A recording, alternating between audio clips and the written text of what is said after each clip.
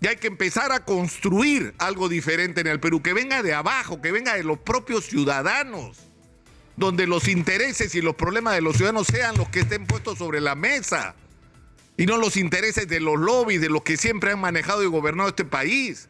Y eso tiene que salir de quienes están construyendo el Perú. Pues ¿quién está construyendo el Perú? ¿Quién hace que este país sobreviva, que la gente tenga chamba? Los micros, los pequeños, los grandes empresarios son los que han movido este país. Al riesgo de ser reiterativo, voy a tratar de definir lo que estamos viviendo en este momento.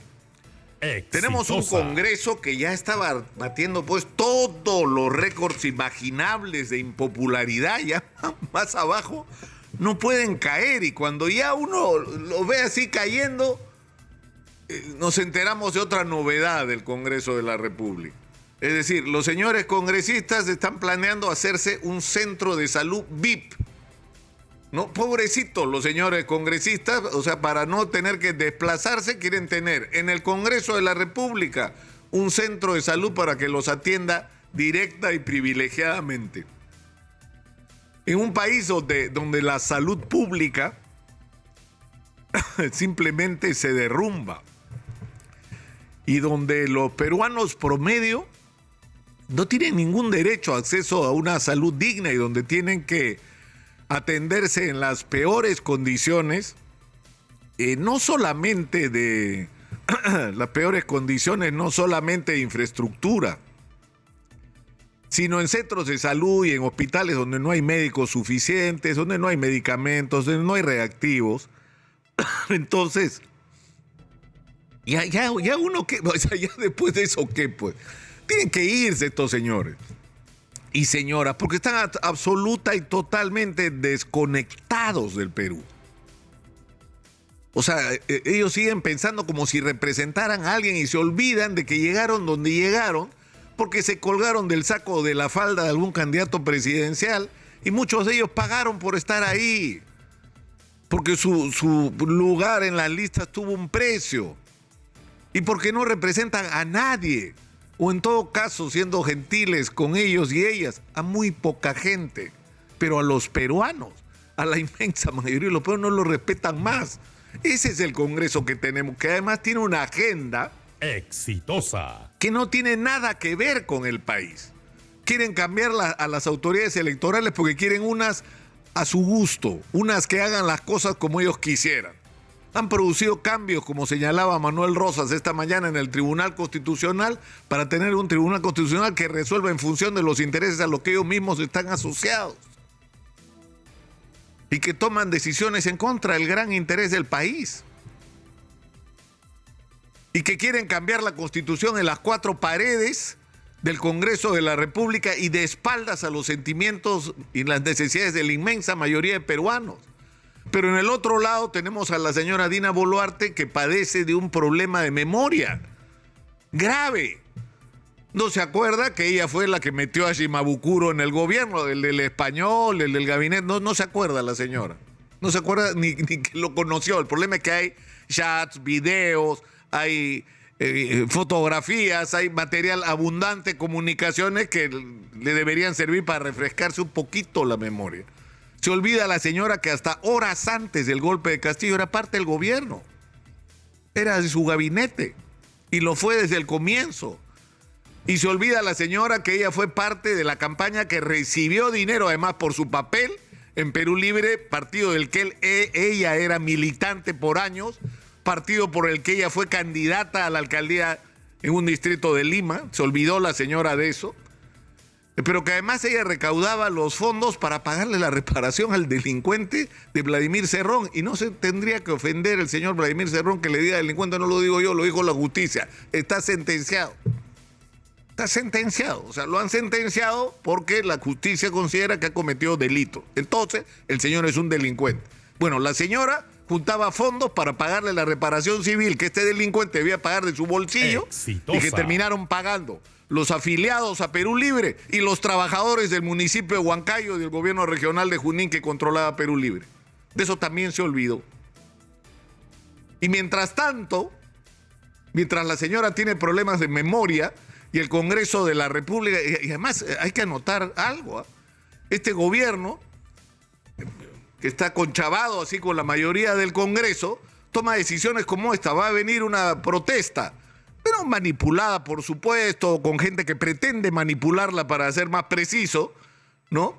De gente que está descontenta, de gente a la cual incluso es muy difícil de explicar que el golpe de Estado del señor Castillo lo dio el señor Castillo, nadie le llevó la mano. Fue su propia decisión. Y si bien es cierto que la derecha lo boicoteó, no quiso reconocer su triunfo electoral y quisieron matarlo desde el primer día, él mismo es responsable de su catástrofe por la pésima gestión gubernamental con nombramientos infames y por la corrupción. O sea, si el señor Castillo se cayó como se cayó y terminó esa locura del golpe de Estado, fue por sus propias incapacidades, ineptitudes y por sus sospechosos vínculos con la corrupción. Fue por eso, pero en fin. Lo cierto es que iba a haber una resistencia y una protesta que iba a tratar de ser canalizada por algunos, ¿no? Para llevar agua a su propio molino y crear un clima de incertidumbre y de zozobra en el país. Y se tomó una decisión. Y la decisión fue enfrentar a la mala y con la fuerza esa resistencia social. Y se enfrentó la protesta social a balazos por una decisión política del gobierno. Tampoco se acuerdan. Ahora, ¿quiénes van a pagar por los muertos? Los que dispararon, pues yo no sé. Ha muerto gente, no sé. Pregúntenle pues al policía que disparó, pregúntenle al militar, pero ¿quién los puso ahí y en las condiciones en las que los pusieron? Si fue una orden, una decisión política del gobierno de enfrentar de esa manera. Si metes a los militares a enfrentar la protesta social, va a haber muertos. ¿Y qué pasó en Ayacucho? Murió gente. No debería ser ninguna sorpresa. Es lógico que eso ocurra. Pero ahora no se acuerdan.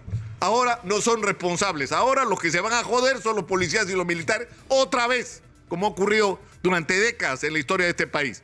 Los mandas a la guerra y te lavas las manos sobre la falta de estrategia, las condiciones en las que estás enviándolos a la confrontación. Tú no te haces responsable como político, tú te lavas las manos. Y los que tienen que pagar las consecuencias son ellos, en algunos casos, no solamente con décadas de juicio, sino hasta con la cárcel. Pero los políticos, bien, gracias. Entonces, estamos en una situación realmente lamentable, donde la señora Boluarte además se enfrenta a una cantidad de procesos porque la Fiscalía considera que parte de la organización criminal de Perú Libre. Y va a tener que responder por eso. Entonces, lo que enfrentamos es un contexto donde el adelanto de elecciones, pues, va a ser necesario. Probablemente lo ideal sería que haya un mínimo de estabilidad en este país para que acabemos con este desmadre que estamos viviendo. Pero los señores del Congreso y la propia señora Dina Boluarte nos no hacen insostenible, porque además no están a la altura de las circunstancias de la urgencia que estamos viviendo. O sea, mucho discurso, mucha visita ahí, helicópteros, se dan vueltas, pasean, pero en términos reales la gente no siente que se está respondiendo a sus urgencias. Y hay problemas en todos los sectores que están esperando respuesta. Entonces, lo más probable es que en el Perú tenga que haber elecciones adelantadas. Y la gran pregunta es, ¿y por quién diablos vamos a votar? Si la política en el Perú es una vergüenza, por no decir un asco. O sea, ¿por quién vamos a votar en la próxima elección? Señora, señor, usted que me está viendo, ¿por quién va a votar?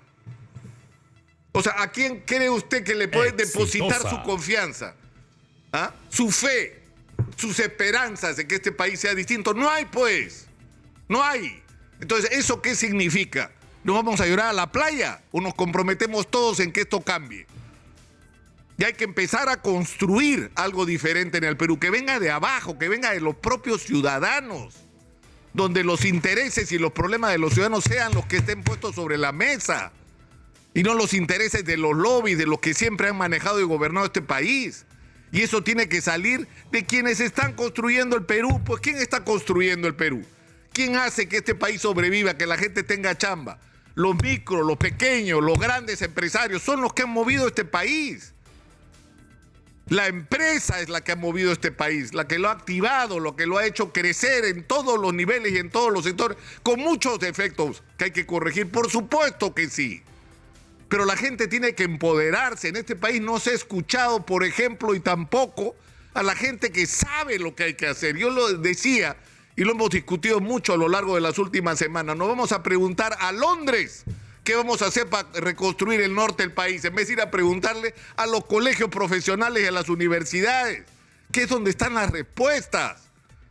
Entonces, lo que tenemos que lograr en el Perú es un encuentro entre la gente que está construyendo el país realmente, que sabe cuáles son los problemas del país, cuáles son las dificultades que tienen, pero sobre todo cuáles son las oportunidades que hay para hacer un país del primer mundo en un plazo extraordinariamente corto por el tema de los minerales que lo hemos explicado hasta el cansancio. La unión de esta gente que está construyendo país con la gente que piensa, con la gente que ha estudiado este país, con la gente que tiene propuestas, respuestas y alternativas a todo. ¿Y dónde está eso? Insisto, en los colegios profesionales, en las cámaras de comercio, en las universidades. Exitosa. Ahí están las respuestas. Y de ahí va a tener que surgir un movimiento que le imponga a los políticos la agenda o que en todo caso genere en el Perú una nueva clase política distinta a la que tenemos, que tenga dos características, que sea decente y que sea de centro, y de centro en el sentido de romper con los extremos y la polarización, que lo único que ha generado en el Perú es odio y división, y que nos ha impedido ocuparnos de aquello que nos une, que son los problemas de todos los peruanos y la necesidad de dar respuestas a ellos. Yo creo que ese es el reto del momento, y una vez más, cada uno de nosotros, desde donde esté, tiene que ver cómo diablos hace para aportar en este proceso. Nosotros desde acá seguiremos haciendo lo nuestro. Soy Nicolás Lucar, esto es Hablemos Claro, estamos en Exitosa. Hablemos Claro.